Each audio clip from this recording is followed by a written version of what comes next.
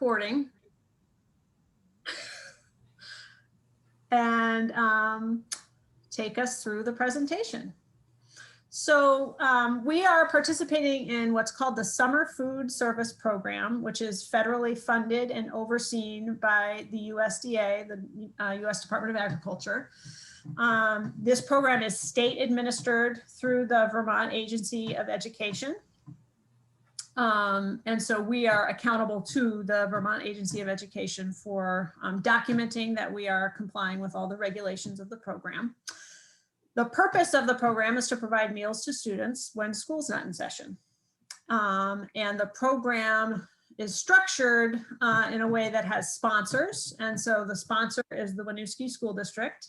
And we are responsible for financially and from a management perspective for this program. And sites, which are the physical locations where meals are served. So the sites that we have, well, we already are approved to provide meals to at the Winooski School District. So any programs where the Winooski School District is the sort of home base, you will be under that site. The Family Center is also an approved site, as well as the O'Brien Community Center. We are adding a fourth site this summer, the Myers Memorial Pool. So food through this summer meals program can only be distributed at sites that are approved by the WSD and listed on our application on file. So just be mindful of that, that this summer we will be limited to meals being distributed at those 4 locations. I'm going to hand it now over to Nina to just talk about what you can expect to see in terms of meals this summer, because it's a really fun and unique summer. Hi, everyone. Yes, it is a fun and unique summer, and I'm sure, as all of you know, that we will not have our kitchen at school to be operating out of. So we are borrowing space at Global Foundries so that team will be making our meals daily and delivering them to school and to the other sites that Nicole mentioned. So, of course, there's going to be probably a little more planning required for all of us to make sure everything runs smoothly. And definitely we have to be on top of ordering in the morning, but we'll get to that. So we have prepared a menu that most of you will be familiar with. It is a cold menu for the summer, and everything will be packaged in the Oliver trays, again, that you're familiar with the plastic seal.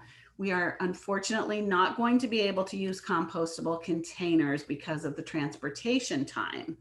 So that will prevent any leakage, and also the meals, if you do have an extra or leftover meals, they will be able to be held better without the compostable container. So for now, for the very first week of school, we are going to have one choice available, or for programming, so we're going to have one choice available for everyone. And I think as we get to know what is working and what isn't, or what we maybe can add another choice, such as a peanut butter or a sun butter and jelly sandwich, we will do that. But I'm hoping that you will be patient with us the first couple of days as we get into our routine. I am going to leave at school, I am going to leave some sandwiches there in case you do have a child that absolutely cannot handle whatever is on the menu that day. And if I know ahead of time any allergies that we have to accommodate, that would be very important. And you can communicate that to Mohammed, who is going to filter all our information, and he will get that information to me, and we'll make sure that we have the appropriate meal for students in programming. Any questions about the type of meal to be received? Or do we want to wait till the end as far as questions go? I think if someone has a sort of a burning question, they can raise their hand and unmute themselves and ask it. Otherwise, we'll carry if on. it can wait till the end, we'll wait till the end. Yeah. And of course, know that I will, we are as flexible as we can possibly be. So don't ever hesitate to reach out and let Mohammed know what the needs are, and we will do our best to accommodate them. I will give Nicole a copy, or Mohammed, both of them, a copy of the menu to distribute to everybody so that you know what is coming up. As far as the delivery schedule goes, we are planning to be at school by 10:30, probably more like 10:30 in the morning. And so the delivery truck will be dropping off lunch for that day and breakfast for tomorrow. So what that means is that everyone has to have their order in by 9 o'clock at the latest. And we're going to go through the ordering procedure. Is that what you're doing? What did I start here? Is that mine, Nicole? Yeah, sorry. And our, so Mohammed will go through how to order, but if you could keep in mind that orders must be placed by 9 a.m. That way we will have everything ready, packed on the truck to be to Winooski by 10:30. And we have a person at Winooski that's going to be receiving the meals, dividing them up per classroom. And it will be the same routine as far as milk goes, that you will be getting your milk out of the milk cooler at school. For Elm Street and the pool, your milk will be packed with your meals in a separate cooler. And Nina, what time will if the truck arrives at the school district at 10:30, would it be at the pool? By 11? So the two drop off by 11 at the latest. And does it make sense to go to the pool first or to Elm Street first? If you're going to be doing, but we were not sure about whether or not you were going to go down to Elm Street. So I think Ryan is here from the DREAM program, and so we can, I don't know what your schedule is, Ryan, in terms of what lunchtime is. I might punt that to Rebecca, actually, because she's going to be the person on the ground there. Yeah. We're going to be at Elm Street. So we run a camp there Tuesday to Friday. So we probably have around like 35 to 40 kids enrolled in our camp at Elm Street. So I guess we would we'll just work with you around meal times to coordinate between the city's programming at the pool and programming. We'll just need to coordinate what makes sense in terms of which location gets dropped off first. But it sounds like the Abbey is prepared to deliver your program's meals to the site. Delivery to Elm Street Tuesday to Friday would be great. In terms of order, I mean, I don't really care. Okay. Thank you. And so we are talking Tuesday the 15th is when you start at Elm Street. Correct.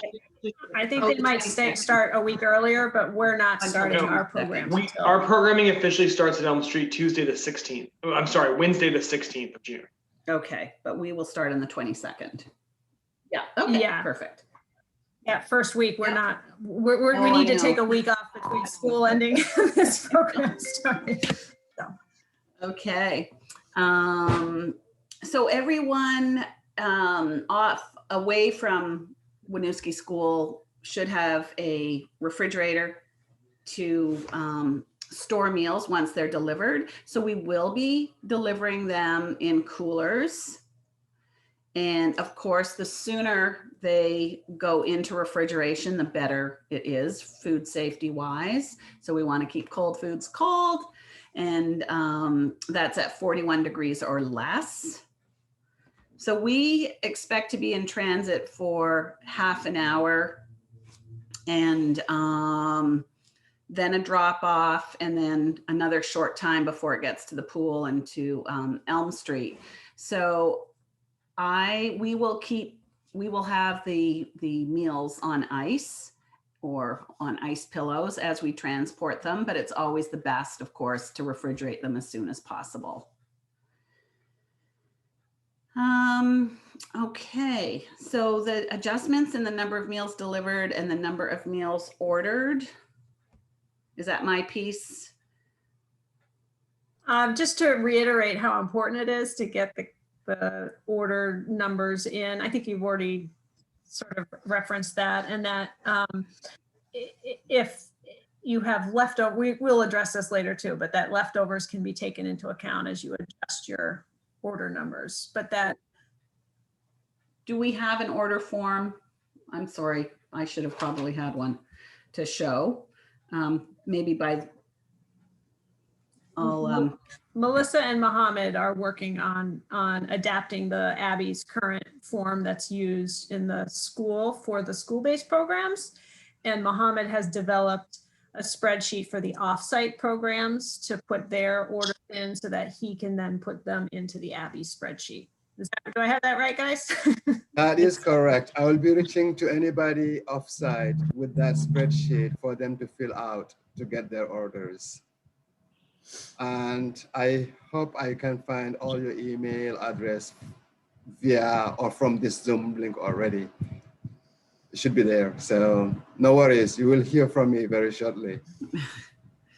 And even though we are, we're under construction at Winooski School, I do plan on having a stock of sandwiches there, fruit, extra milk, and veggies, so that we'll always be in compliance in case something gets forgotten. We don't have to go back to Global Foundries to find it.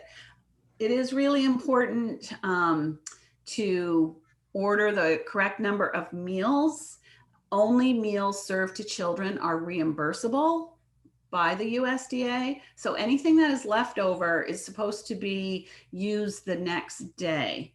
And, again, as we get into it, if you ordered 50 meals and you only, used 45, well, the next day you would order 5 less based on the 5 extra meals that you had. At Winooski School, you don't really have to worry about that. We'll take care of your extra meals as it happens, unless we have huge numbers, and then Mohammed will come and talk to people and we'll try and figure out what's going wrong. I know it's a really tricky thing to handle in the summer, but we'll just all try and do it. It prevents waste and obviously excess costs, because we can't be reimbursed for meals that are not served to students. So it's, throwing money away, and it's just a delicate balancing act. But I appreciate the situation everyone is in, trying to guess how many kids are going to be there or who's going to come in late. So we'll just work together through that.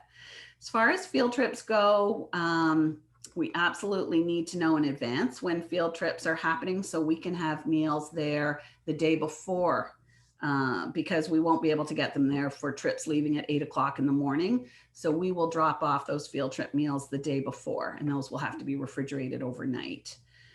There are a lot of food safety considerations when you're taking meals off site. Number one is keeping it cold at 41 degrees or less. So we are looking at having coolers with ice packs, shelf stable meals that don't require, we'll maybe put a fruit cup in there instead of chopped up strawberries, so that we can reduce the risk of any food spoilage while you're off site. The other thing when you're on a field trip is we actually have to have a sign, and all the sites have to have that this, it's called the Justice for All poster. And it tells people that this is a USDA program. It also has information if somebody wanted to file a civil rights complaint, it's on that poster. There's other information on there that has to be displayed. So typically we'll tape them to a cooler or put them somewhere visible while we're on field trips. And I know that, Ray and Ryan probably have posters up in their locations, and with around Winooski School. The posters are in the hallways, so no problem with that. I think we need to order the new version for this year, but yes. So we will take care of that. And just to be clear, so a field trip is one, I think a question came up with, maybe it was Thrive, you know, if they're start their day out at the school, but then go over to the pool. Because that if the meals are going to be consumed off-site, then that would be considered a field trip, correct? Correct. Anywhere off the site that is registered with the Agency of Education. So I don't, you know, Ray, I don't know if the kids may be taking their lunches to the library, but if that's not registered as a site, it is considered a field trip then. And we are required to get sort of pre-approval from the agency before field trips occur. So it can't be sort of a last minute thing. If you decide you want to take kids somewhere in the community, just try to plan it around meal times so that you're having the meal at the site itself. Or that you've already let us know that that meal will be happening off-site in a field trip. Okay. Amanda had a question, looks like. Hi. So JFK is going to be going to Shelburne Farms a couple of days a week, except for the last week. So that, I'm guessing, falls under the field trips, and we would get them the day before and have to store them and all of that. Yes. Amanda, we'll store the meals for you. We're going to have a reach-in refrigerator with the meals in it.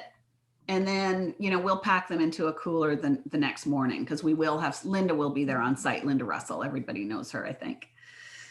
And we are aware of the Shelburne. We have all those dates from you, Amanda, and Stephanie, or I have them from coordinating transportation. So the Abby will have those. I think we're really interested in any other program that we're not aware of that's planning off-site programming.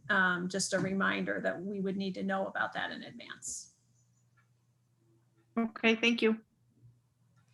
So I see that in the chat. Should I just continue? Well, Rebecca, Elm Street. So if you're going off on field trips every Wednesday, I would like to deliver the meals to you in normal fashion. If you need to do anything more to them, can you take care of it on your end? Do you have so if I have a soft-sided cooler and a couple of soft-sided coolers with ice packs, but if you're going to be away for, I don't know, 6 hours or something, do you have additional resources, more ice, that sort of thing to take care of? It'll depend on the trip, but we'll plan, I guess it'll depend on the trip, but we'll figure it out. If we're going far anymore, I'd kind of doubt we will. Okay. Most of our field trips are local. Okay. And they're not like a full day, so. Okay, great. That would be great. Then it won't disrupt the driver flow of everything will stay the same. So we'll be delivering to you the same as we do every day. And Ray, I would assume similar for the city programs or field trips. Thumbs up from Ray. Okay. Thumbs up. We've worked together long enough. Okay. Great. I'll move us along to daily meal count sheets, which is over to you, Mohammed. Thank you. And before I jump onto that, I see a question about the process of letting us know in terms of field trips happening. I will be sending out a spreadsheet for that, for all to fill out, potential known dates already ahead of time. And then I will pass it on, if that helps. If you find other suggestions, please throw them my way. So here is the daily meal counts. POs, point of service meal counts, must be taken at the time each child or household receives a reimbursable meal. A reimbursable meal is every meal we give out to a student. Once we hand it out, we will be reimbursed. Meal counts cannot be taken before the meal is served or counted up. after the meal service. So that means we should not, let's say, guesstimate. Let's be accurate. As you hand it out, you count it. Makes more sense. And it's also very accurate when you do so. Counts based on pre-order numbers, attendance numbers, or counting trays are not allowable. You may lose your accuracy while doing that. A student can be present without actually eating a meal, for example. At the meal time or lunchtime, you hand them a meal, they say, oh, no, thank you. Someone might say, well, you ordered it yesterday, so you gotta have it now. No, we cannot force them to eat either. We can just make sure it is available for them. So we do not fill that form in terms of your attendance. You fill the form as you hand it out. Meal counts do not need to be tracked by child's name because we receive the same reimbursement for meals served to all Winooski children. It sounds like we're just nice handing meals without caring about their names. All we care about is that they are human beings from our community. We want them fed. That's all that matters in this context.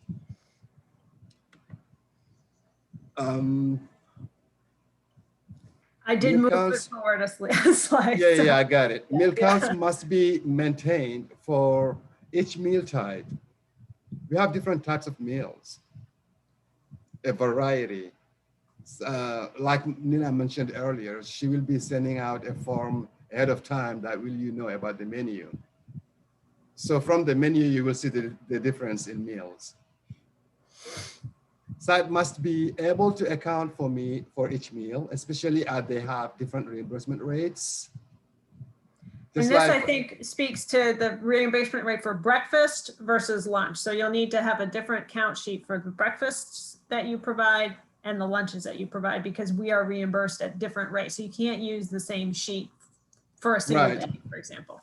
Right, and at the top of every sheet, it says what it is for. You circle that piece. You will get that form from me in a bit. You would circle, for example, breakfast instead of lunch, if this is exactly just for breakfast. Sites are expected to complete a daily meal count form with meals hashed off or circled. Site will submit their daily meal count form to myself. And here's my email address. If you already don't have it, please copy it, write it down, jot it down, and reach out to me with questions. They may come anytime. And I'm open to questions at any time, any moment, please. Any questions here so far? Sounds like no. We're moving on. So here's the form of the daily meal count. And if you can see my arrow where it says B, for example, it's breakfast. That is what you're going to circle. You ignore the lunch, the snack, the supper. Ignore it on this sheet. And this sheet is just going to represent breakfast meal count. Let's say I hand Amanda a meal. I cross this number 1. I hand Nina a meal, I cross number 2. I hand Nicole a meal, I cross number 3.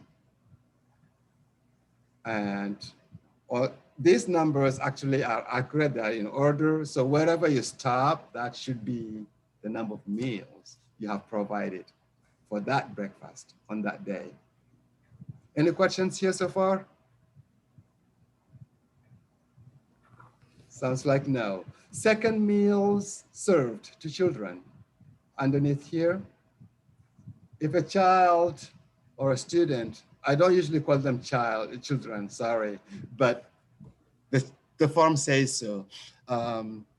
1, if you offer a student a second meal, you go number 1. you cross it. If you offer a second meal, you do the same here. So it's all accounted for. And please don't say no to a child or a student who asks for a second meal. I will say we're not reimbursed at the same rate for second meals, so it's a much lower rate. So I would say unless you're at a point where, certainly if a child is still hungry and they are asking for food, we would want you to be responsive to that. But we are also not encouraging providing second meals just to get rid of leftovers. So the first step should be save the leftovers in your refrigerator for the next day, reduce your order for the next day by the amount of leftovers you have. And still, if you do provide a second meal to a child, you are not allowed to count it as a first meal on the meal count sheet. You have to count it as a second meal, which reduces the amount of reimbursement we have available. But again, to Mohammed's point, we don't want children to be hungry in our programs. Thank you Can I for adding just- that piece. Yeah, go ahead. Can I just clarify that, just so I know? So if you have 5 kids, you order 5 meals. One of the kids doesn't want their meals, so the other kid can get that second meal. Is that correct? That could be very helpful for the money part, for us to be getting reimbursed, not less. That could help, you're right. But that might not happen every day. And if it doesn't happen every day, we just provide them whatever we have in our cooler. And I think the only sort of a bit of a workaround with that is we are allowed to have share tables. So if you did have a student who had an untouched meal that they didn't want and it went to the share table, that would be available for others. But you did serve it to that child and it went to the share table. Does that make sense? You could count it on your sheet. You could count it on your sheet. Thank you for mentioning the untouched part. That actually touches a bit about the COVID norms. Once a child gets a meal in their hand, that meal is theirs. It's not going back to the cooler for the COVID for our COVID guidelines, safety or norms. Mm-hmm. Right, if it's opened. Right. So it's theirs. It goes to trash, unfortunately. And we do not allow them to hand it to another student or share it with another student Oh, for oops. COVID guidelines as well. Okay. Once it's been opened and yeah. Okay, once it's been opened. Right. Any questions regarding this form? So I just have one more thing to point out is that you can see under the supervisor's names where it says the meals that were received. So you would put 50 meals in there. And if you had meals left over from the previous day, you would add those in for the total of what you have available that day. And again, any questions about this process, Mohammed can work with you about. And I will be expecting to get this form filled out daily and sent to me. Please and thank you. I know you can do it. That's the price we pay for free meals for kids, right? Okay, leftovers. I think Nina, were you going to take this one? Yeah, I mean, we definitely have, we've talked about it. So if you are off-site, you're going to make sure that immediately that you refrigerate meals that if you don't have students show up or children show up to the program, and you, with ordering the next day, you're going to reduce the amount of your order by the number of meals that you have left over. In school, we're just going to take it as it comes. I'd like to, work through the first couple of weeks. And if we have lots of leftovers, we're going to have to plan something else. But Linda will come around and pick up the leftover meals that you've put outside in the cooler and refrigerate them right away. So there will be extras on site, and we'll let everybody know exactly where the cooler will be, just in case, you know, we've missed something, or there wasn't an order for 5 kids who came in late. There will be where the location of the extra meals will be. So we're still trying to figure out exactly where the refrigerator is going to be located, but it'll be in JFK. I think the only sort of wrinkle, and this is Jenny for you to think about, is some of our programs where the site is the Winooski School District. There's going to be some basketball camps running out on the courts outside, and they're going to have access to tents. So it's going to be primary. They won't have an indoor space necessarily like a classroom. So we'll just need to make sure we're coordinating with the Abbey around where those meals will be stored in the building. And then one of the staff from the camp will have to come into the building to pick up the meals at mealtime so that they are refrigerated during the day. That sounds good. And of course, there's always lots of oversight from the AOE that are looking to monitor our reports and our enrollment and the number of meals served. So we really have to keep accurate records. And as far as, you know, leftovers go, if we can't use them, then it is okay for us to donate them to a nonprofit. And before we donate them to nonprofits, it's always a good idea to offer them to your students as they head home. Let's say it's Wednesday. We know already we have a ton of leftovers. We should be from there offering our students as they head home. Say, hey, would you like to take a meal home or two instead of wasting them? Am I correct on that, everybody? Yeah, I'm thinking Friday, but definitely. All right. Thank you. Okay, Mohammed, this is you.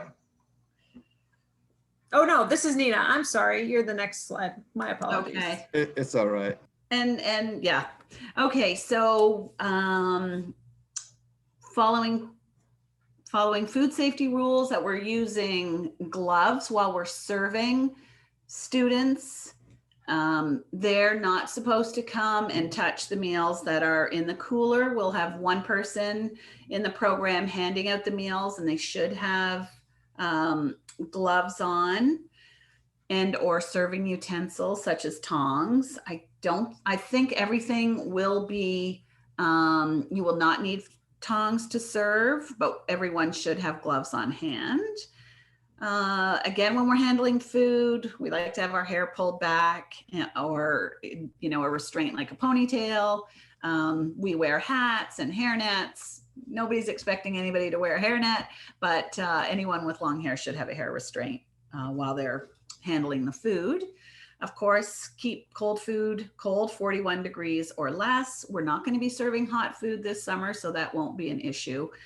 And as soon as possible, when you know that the food isn't going to be used, your students didn't show up or whatever, or had to leave, then the food is going right back in a cooler, and we will get it into refrigeration as soon as possible.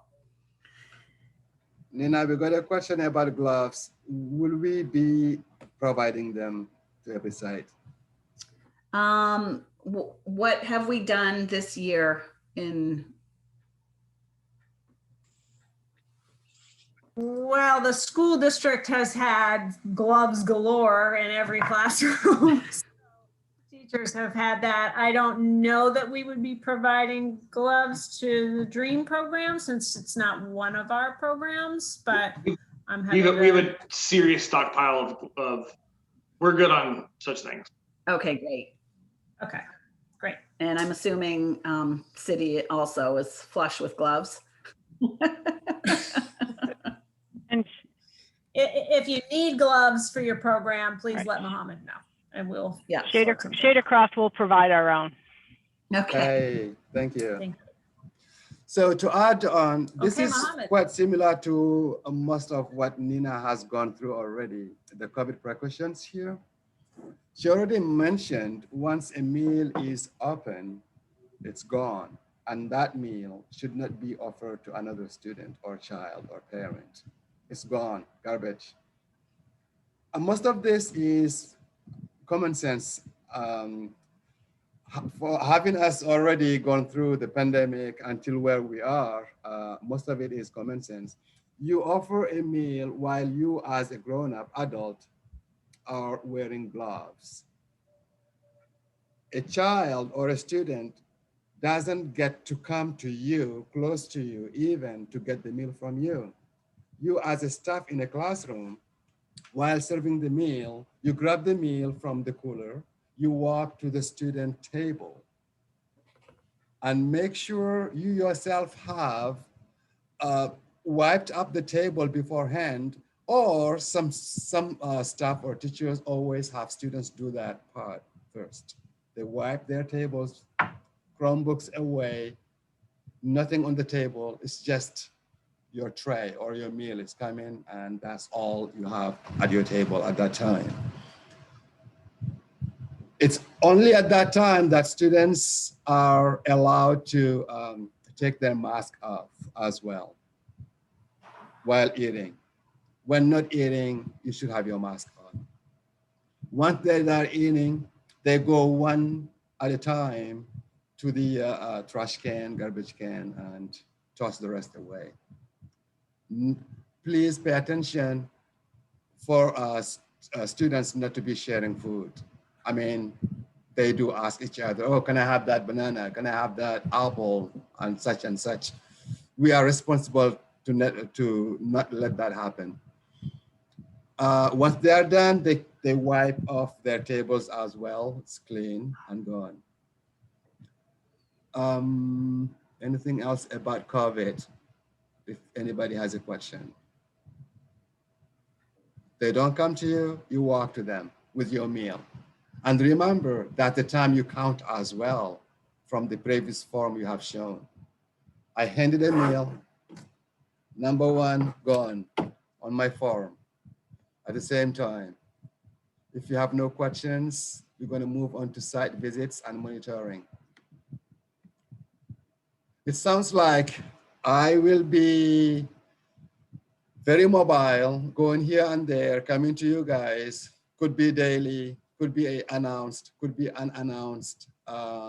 See how you guys doing. I can be supportive in some ways if you need me there as well. Please, once you see me at your site, if you really need my assistance, please feel free to talk to me about it. If not, I am given a huge list of questionnaire, a form that I will be referring to observe how you're doing. And before the official visit, I will be pointing things out you need to improve or to work on, or things that I have noticed that could totally make your site get closed, which we don't want to happen. It's not a threat, but please, we need to be careful and function as we are expected to. So you will hear a lot of those details from me as I come to visit you with my form. So you know what to look for, what to be careful for, and what to enhance for our program to be even more successful. Meal ordering process. For those at Winooski School District, we will be using the forms we've been using throughout the school year. I have been granted access to edit tabs. I have started sending out emails to get room numbers. So once I share that form with you, you will automatically see your room numbers and fill them out daily. Let's say today is Wednesday. It's about 9 a.m. I'm ready to order lunch for tomorrow. So I do it right there and right on that form. It's automatic. For those of you offsite, I will be sharing with you a different form that you will fill out. And once you get that form, please, you find yourself lost or having questions about how to fill it out, I will also leave my cell phone number. Feel free, if you have an urgent question, don't mind, don't waste time on emails. Feel free to call me, text me. I can be that responsive to your question and help you move on. We talked a bit previously about meal ordering process. If you still have questions, please jump on right now. If not, I'm going to move on to trash removal and composting. Yes, Janet. Mohammed, our Shadecraft will be at JFK for the morning and lunch most days. Can the lunches be taken outside and eaten on the property, or? Absolutely. Okay. It's beautiful out. Let not contain them. Right. That's what I was Yeah. hoping. Okay. I just want to be clear with all the, still the gloves and the handout and all of that, but correct. The adult will wear the gloves and just hand the student the meals outside. So there might not be tables to wipe, but they will be sitting in circles usually on the grass. Yep. Fortunately, also we have some picnic tables out there that some classes used. If not, the adult will always have to have their gloves and going around the circle, handing one meal at a time. Okay. And out of the cooler once at a time. Yep. Thank you. And I'll just add with the caveat that, the construction, just make sure you're clearing with whoever your contact is in the building that certain places are accessible. Right. We do have 2 tents that will be out past the basketball fields. I think the basketball camps will have over at least one of those tents every week, but that could be an option depending on what camps or what other programs are trying to access. Sure. Okay. Thanks. That's a great question. And to avoid the mask wearing again, please try not to serve them meals from your classroom and have them walk with the meals outside. Once you do that, they will start opening their bags and eating in the hallways already with mask off, and visitors are in the building, staff in the building. We have a lot going on in the building. It's a construction site. It's going to be really busy. We want to show the good model or maintain the good model we've had already. So we only serve at the spot we are to eat. Okay, great. Thanks. You're welcome.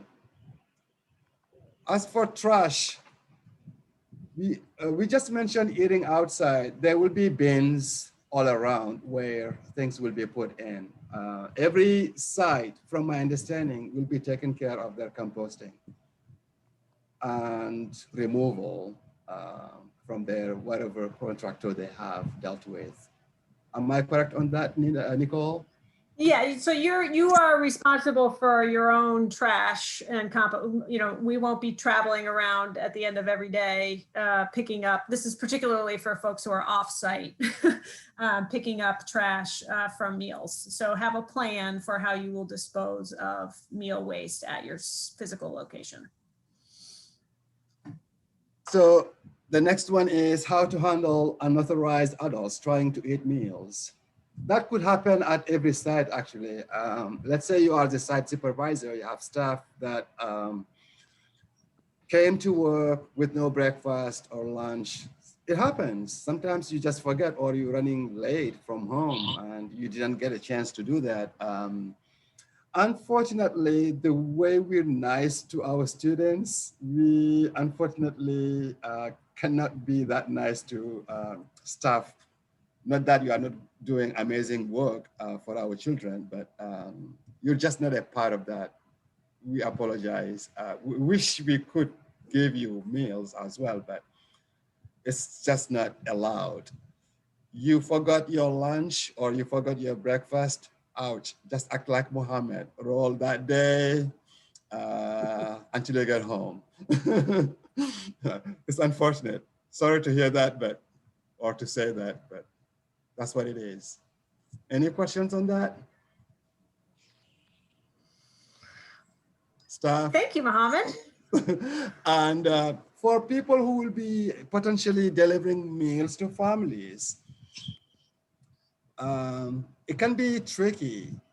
All meals we are providing or giving away, they are not for adults. They are for under 18. So if you see a grown-up coming to you, it's a common sense. Again, it's hard to turn somebody away, say, oh, sorry, we can't give you a meal. It's harsh. If you are doubting about the person, it's their first time, what I would say, oh, this person came all the way here to ask for a meal. It's the first time. So maybe today I'm going to give them a meal, but mention, hey, just so you know, we're offering meals, but no for grown-ups. It's just under 18. Once you say that in a nice way to an adult, I assume with certainty, maybe they won't come the next day asking for a meal. It's not from your pocket. You explain where it came from, how it came from. Hence, it's for children. You don't have children, sorry, we can't. But today, here. Would that help? If you have any other suggestions, anybody? Thank you, Mohammed. So Nina has I'm mindful of the time and that we said this would be an hour and we have not gotten through the civil rights training. But Nina has reminded me that we have to do meal pattern requirements, which we haven't done yet, excuse me. So Nina, I did get that link. I will, Okay, well, while you try and display that, somebody asked if staff are allowed to buy meals in the summer, and they're always allowed to buy meals if they are available. I just can't remember what the price is. Nicole, is it $3.50? So here I have the, can you see this meal pattern? Oh, no, I haven't shared yet. Now can you see it? Yes, that's great. That's great. Okay. So really quickly, we're asking you to count meals for reimbursement. We didn't tell you what you're counting. So fortunately, all the meals will be unitized. So what that means is that they're going to be self-contained with a fruit, a vegetable, grain, meat alternate, which AKA protein, and milk. So the milk, even though you're getting the milk from the cooler, that's allowed, but it does have to be offered to students. So at breakfast time, you're going to be looking for, every child is offered a cup of milk.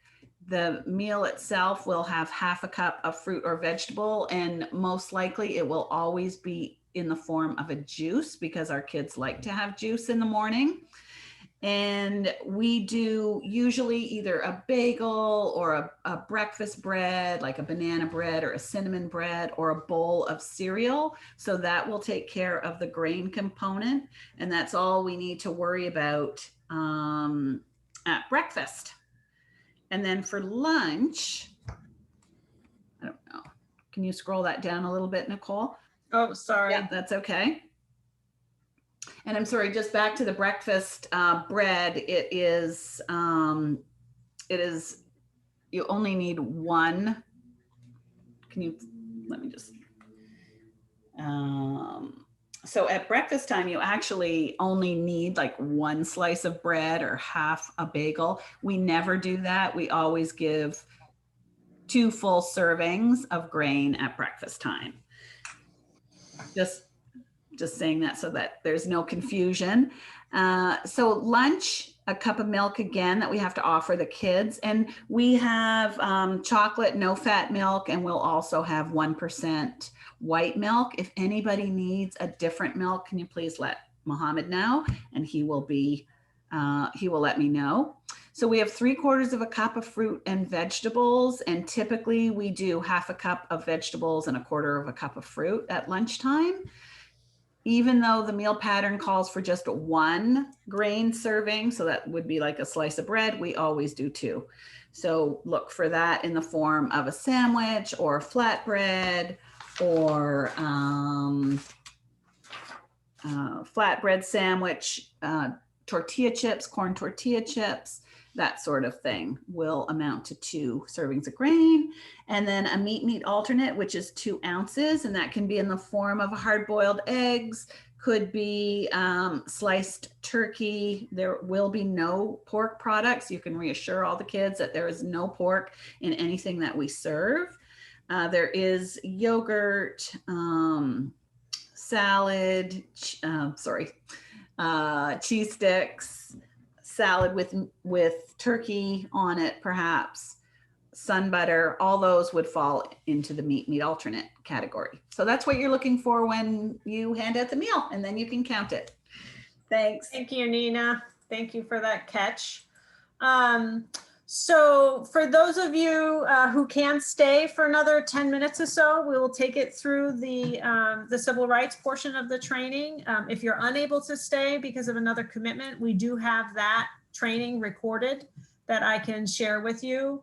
But you do need to make sure that you watch that and document that you have, and let Mohammed know if you need to leave early, that you have fulfilled that training requirement that way. So Mohammed, if it's okay with you, I think I might sort of blow through some of this, and just so we can get done quickly, but feel free to weigh in with me as it makes sense along the way. Go Is that for okay? it. Thank you. Okay. Absolutely. Okay. Yep. So as a federal program, we are prohibited from discriminating in the provision of this meal program. So we are required to follow the federal definition of discrimination and what that means. And so it's important that you all know what discrimination means in this context. It is different treatment, which makes the distinction of one person or a group of persons from others based on one or more protected categories, either intentionally or by neglect or by action or lack of action. So it doesn't necessarily need to be an affirmative act, but it could be failure to act could constitute discrimination. And so for the purpose of this program, as I said, it's also administered by the Vermont Agency of Education, and the program is operating in Vermont. So we're covered by both the federal protected classes as well as the Vermont protected classes. And so I will go through those quickly with you. The federally protected bases are race, color, national origin, sex, age, and disability. And Vermont has 4 additional categories: religion, sexual orientation, gender identity, and marital or civil union status. So any treatment of individuals on the basis of any of those categories constitutes discrimination. So as Nina mentioned before, we're all required to display these posters, which include information about someone who wants to file a complaint of discrimination, how they would do that. That satisfies the sort of public notification system, which not only notifies the public that this program is available, but also what individual rights are to access the program. For example, all students residing in Winooski under the 18 or under are eligible to participate in this program. State the non-discrimination policy and be clear with people about how to file a complaint if they believe discrimination has occurred in the program. I'm getting ahead of myself. Here's the Justice for All poster. We've also, for those of you who may have seen this month's newsletter through the district newsletter, we include information about where the program will be held, but also how people can file a complaint. We are required to provide that information in multiple languages and include it, the required non-discrimination statement on all of our materials promoting the program. And so the official non-discrimination statement is is a long one. And this is the language that is taken directly from the USDA rules. And this link here in the PowerPoint, which we will share with everyone, provides you with the statement in a number of languages. As program, you are not required to distribute this information. That's the sponsor's obligation. But certainly if you feel as though we need to do a better job of getting that information out to people, or if you become aware that someone has a concern, please let me know as soon as possible so that we can either get the information out or respond to the complaint. Again, this is not your responsibility. This is the district's responsibility. On an annual basis, we have to complete an application packet with the Agency of Education, and it's our responsibility to track or to report to the agency racial and ethnic data for the district, which we track for a number of different programs. And because 100% of our students are eligible, we typically report district-wide data. Some districts are required to report only data based on the students that are served through the free and reduced lunch program, but we report based on district-wide data. And as a person providing meals, you are not responsible for determining that status. Children are never to be asked to identify their race or ethnicity. We take care of that collection at the time of a student's enrollment. Or households can self-report on the free and reduced price lunch application. So I think the district does a pretty good job of making sure all of our important information materials that are distributed to families are translated in a variety of languages in order to ensure meaningful access to that information. Certainly if you have concerns or questions about the availability of information in a specific language for a specific community, let me know. Children, again, are not to be asked to translate program requirements. That places a burden on them that is inappropriate and arguably discriminatory. So we're going to touch upon disability discrimination, which is denying benefits or opportunities to participate, segregating individuals with disabilities, or aiding or contracting with individuals or entities that do discriminate. It's failure to provide a reasonable accommodation if one is asked for, or you become aware that one is needed. Ineffective communication or inaccessible facilities. All those four areas constitute disability discrimination. So to the extent you have a student who's participating who needs accommodations, whether that be because of an allergy or because of assistance with mobility, et cetera, that you would be letting us know so that we can work with you to make sure that those accommodations are provided. And the Abbey is absolutely fantastic about once they are aware that an allergy is present, of preparing different meals to accommodate that, that need. And this information just sort of provides some qualifications on when meal modifications would be necessary, but that is not your determination to make. That would be made with a health professional, and the Abbey would take it from there. So it's not up to us to question whether accommodation for a modification is reasonable. You just let us know and we'll take it from there.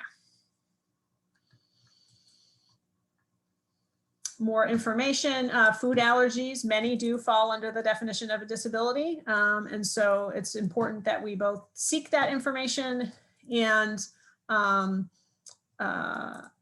respond to requests for an accommodation if one has been requested. I say the most common allergies are dairy and nuts, but this list provides some additional types of allergies that are prevalent and we would need to accommodate. I don't think we have a lot of meals with crustacean shellfish. So, right, Nina, but it's particularly not this summer.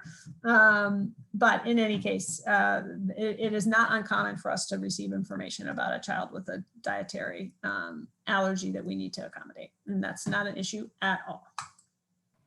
And if I may jump in, this is where we should get rid of the expression, oh, you are picky, you're asking for this or that, we never know. Right. And by just saying you are picky, it's already a big problem. Right. Please. That could constitute discrimination. Right. Thank you, Mohammed. So again, we never want to discourage people from filing a complaint or voicing concerns about discrimination.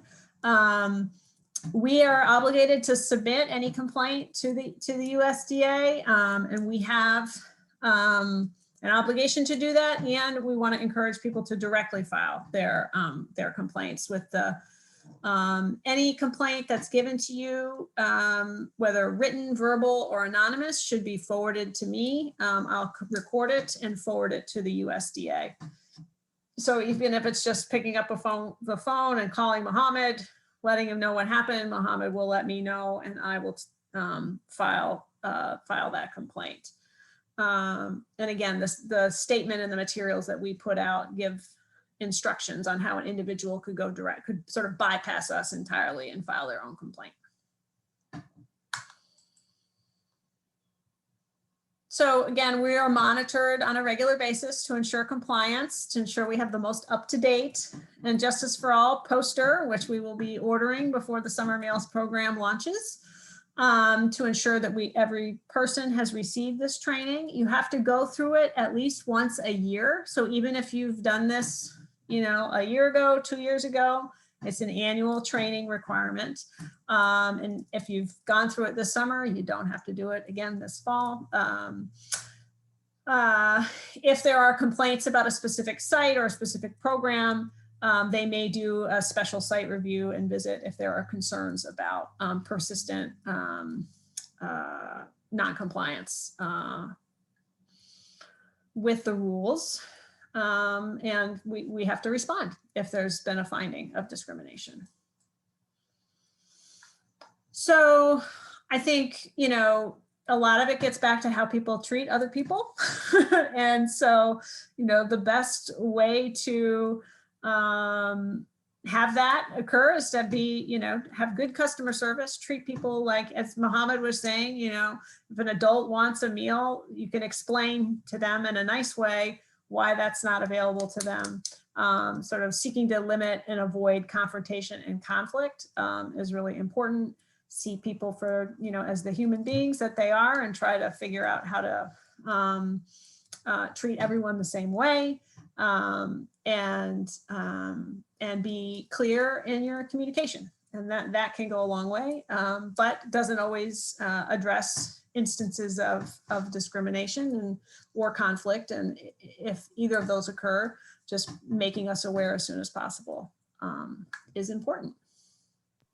That's what I would say also. Treat people the way you wish you are treated, if it helps. That's right. Yeah. That's right. So the last slide here, or second to last slide, is really sort of what we need from you next. So I will be sending out the recording of this in addition to just the recording of the civil rights training to everyone who participated today. In addition to a PDF of the slides, so you can sort of decide how you want to work with your program staff to make sure they have the information that you've received if they're going to be providing meals. Mohammed will be sharing with you how we will be tracking training for your staff. So really Mohammed is going to be your go-to person for questions and issues related to summer meals. We don't want people going to Nina or Melissa or 5 different places. We're really, because of the number of programs and sites we're working with this year, keeping all communications channeled through Mohammed, I think is the way to keep us all on the right track. And so as such, he will need information about who the primary contact person is for your program by the end of the week. So I'll put all this in the email that I send out to folks probably tomorrow morning at this stage. But connecting with Mohammed as soon as possible so that he can follow up with you with next steps is going to be really important. And here is our contact information. If you have any questions, let's start with Mohammed. But if you want to copy me on any communications, I'm happy to be part of that also. Any final questions or comments, Mohammed or Nina, that you'd like to offer? I think you clarified it all, but it's open to our audience. Do you have any questions? So I wanted to make a final comment about open sites. I believe the pool, and I'm actually not sure about Elm Street if they're open sites, but you may accommodate children from 0 to 18, or if there is a student with disability up to the age of 21. So if you're an open site and people walk into your site, then 21 and under can be accommodated with the right, under the right conditions. So we can give you more information about that. Yeah, I was about to ask real quickly if that's okay. So at Elm Street, like obviously there's like so many kids that live there. We probably have like 35 to 40 enrolled in our program at Dream, which is like at the family center, but they're like triple number of kids that live there.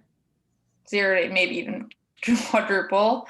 Like, do I count them? Like I in the meal count? Like, I don't know, but I don't know how many kids live there. And like, So, well, a couple of things. So you're going to, because I'm assuming that you're an open site, then, you know, let's take on an extra 10 meals the first day.